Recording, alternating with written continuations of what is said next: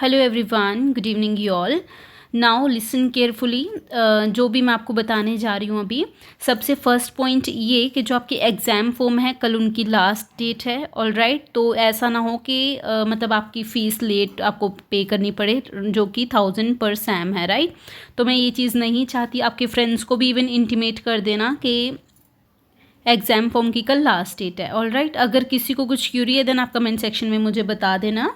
Second चीज़ ये है कि जो बीटेक की आप बोल रहे हो कि फर्स्ट सेकंड सैम या थर्ड सैम की डेट शीट है वो अभी नहीं आई है। ओके, मैं ये चीज़ बोल रही हूँ, अभी नहीं आई है। जब भी आएगी आपको इंटीमेट किया जाएगा, मैं आपको इन्फॉर्म कर दूंगी कि डेट शीट आ गई है। राइट, बीटेक की जो फर्स्ट सेकंड थर्ड सैम और जो बाकी सभी कोर्सेज़ के फर्स्ट सेमेस्टर, इनके डेट शीट अभी नहीं आई है।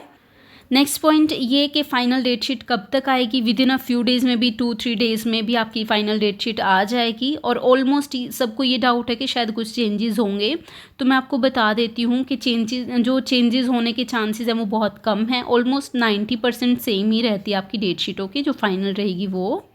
नेक्स्ट डाउट ये है कि कुछ स्टूडेंट्स ऐसे हैं जो गलती से by mistake wrong elective subject select कर लेते हैं, तो वो बोल रहे हैं कि मतलब आपके सब्जेक्ट चेंज हो सकते हैं या नहीं। तो इस चीज़ का सोल्यूशन आपके पास ये है कि जो आपके हेड ऑफ़ द डिपार्टमेंट हैं, आप उनके पास जाना। इस चीज़ के लिए बोल रहे हैं कि मतलब कि हमारा सब्जेक्ट चेंज करना है, हमने गलत सिलेक्ट कर लिया है सब्जेक्ट।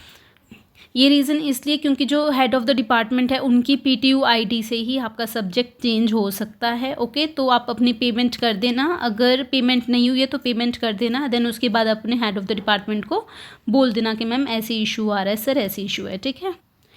एंड एक चीज़ और, कोई भी एग्ज़ाम पोस्टपोन होने के चांसेस अब नहीं हैं, तो प्लीज़ ये सोचने की बजाय कि पोस्टपोन हो जाए या समथिंग एल्स, आप प्रिपरेशन के लिए रेडी रहें अब, क्योंकि बहुत कम डेज़ बचे हैं। ऑल राइट, नेक्स्ट चीज़ ये है कि कुछ स्टूडेंट्स का ये डाउट है कि री इवैल्यूएशन का आपका रिज़ल्ट नहीं आया है, तो प्लीज़ आप अब वेट मत करो, क्योंकि आपको पता है कि अब जो लास्ट डेट है कल ही एग्ज़ाम फॉर्म फिल करने की, तो आप एग्ज़ाम फॉर्म फिल कर दो। अगर रीअपियर शो हो रही है तो इट्स ऑल राइट, आप रीअपियर के लिए भी फॉर्म फिल कर दो। राइट, क्योंकि अगर ऐसा ना हो कि रीवैल्यूएशन में मतलब आपको पता नहीं ना क्या रिज़ल्ट आएगा, सो फिल कर देना आप रीअपियर वाला भी और जो रेगुलर एग्ज़ाम है वो भी। ठीक है।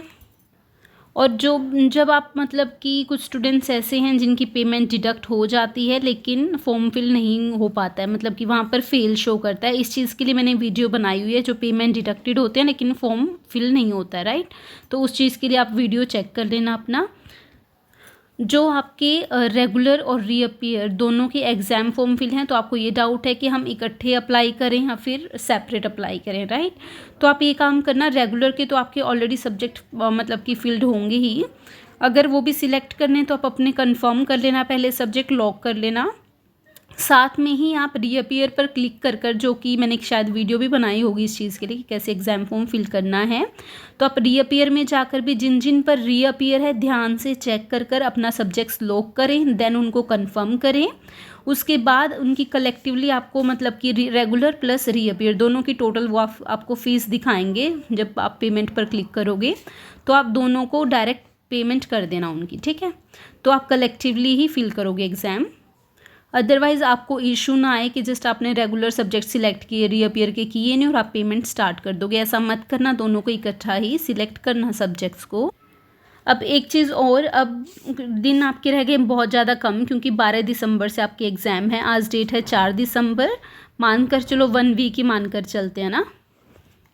ठीक है, तो 1 वीक में आपके कितने सब्जेक्ट होंगे, किसी के होंगे 4, किसी के होंगे 6। राइट, अभी रीअपियर की साइड ध्यान मत देना, जो आपके रेगुलर एग्ज़ाम हैं, क्योंकि सबसे पहले आपके रेगुलर एग्ज़ाम हैं, तो उन पर फोकस करो। अभी जिन सब्जेक्ट्स में आपकी एक भी हॉलीडे नहीं है, सबसे पहले आप उसको उठाना। ठीक है, और इसमें भी जैसे कोई भी आप सिलेबस उठाओगे, फॉर एग्जांपल यही है आपका, ठीक है, तो सिलेबस उठाना, इसमें आप जो भी आपके इम्पॉर्टेंट टॉपिक्स हैं, अब ये मत सोचना कि मैं जस्ट इम्पॉर्टेंट ही कर लूँ और इन नॉन मतलब जो भी इम्पॉर्टेंट नहीं है वो ना करूँ, ऐसा मत करना।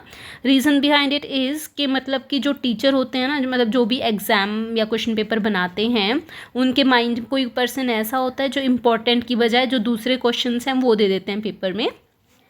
तो इस केस में क्या, आपका जो सिलेबस में जो जो टॉपिक्स हैं, एक एक लाइक दिस वन, जैसे ये टॉपिक है, हर एक टॉपिक आप मतलब कि ओवरव्यू एटलीस्ट आपको पूरे सब्जेक्ट का पता होना चाहिए कि क्या क्या है हर एक टॉपिक में, ताकि आप बनाकर भी एटलीस्ट लिख सको, राइट। क्योंकि कभी कभी ऐसा होता है कि मतलब चांसेस हो जाते हैं कि हम एटलीस्ट क्लियर तो हो ही जाएंगे इस अकॉर्डिंग, राइट। तो अब कहाँ कहाँ से आप स्टडी कर सकते हो, क्योंकि बुक में बहुत ज़्यादा कंटेंट होता है। फर्स्ट तो यही है कि अगर आप मतलब कुछ ना कुछ आपने ऑलरेडी पढ़ा होगा तो आप बुक से ही डायरेक्ट पढ़ सकते हो। अदरवाइज़ या तो आप स्लाइड शेयर ऐप इंस्टॉल करना, आई थिंक कुछ स्टूडेंट्स के पास होगी भी स्लाइड शेयर ऐप, ठीक है। स्लाइड शेयर ऐप इंस्टॉल करना, या फिर जो स्लाइड शेयर ऐप है मैं आपको शो कर देती हूँ, 1 सेकेंड।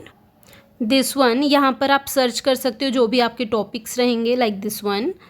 ऑलराइट, तो यहाँ पर आपको टॉपिक दिखा देंगे, आप ओपन करना, यहाँ पर आप सेव कर सकते हो, नीचे दिख रहा है आपको यहाँ पर दिस वन, यहाँ से आप सेव कर सकते हो, ओके।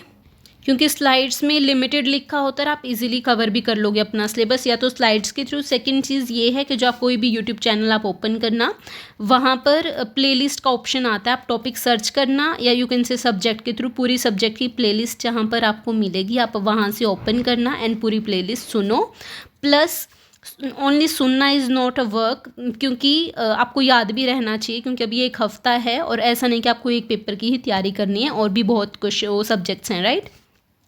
तो प्लेलिस्ट ओपन करना, साथ में फर्स्ट वीडियो से सुनना स्टार्ट करना टॉपिक वाइज, ओके। सुनना स्टार्ट करना, प्लस साथ में एक अपना न्यू रजिस्टर रखना और एक पेन रखना, ताकि जो जो सुनते जाओ साथ में अपने रजिस्टर पर लिखते भी जाना, ठीक है। क्योंकि जब भी रिवीजन का टाइम आएगा, जिस दिन पेपर होगा, तो उससे एक रात पहले या फिर एक दिन पहले आप वहाँ पर रजिस्टर से ही सीरीज़ वाइज आप उसको रिवाइज कर सकते हो, ठीक है। मैं इतना ही बता पाऊँगी आपको, बाकी पढ़ना आपका काम है। ऑल द बेस्ट विशेज़, कोई टेंशन लेने की ज़रूरत है नहीं, अभी भी 1 वीक बहुत होता है, लेकिन जब तक आप कंटिन्यू आपको स्टडी करना ही पड़ेगा, okay. So all the best, bye, thank you so much.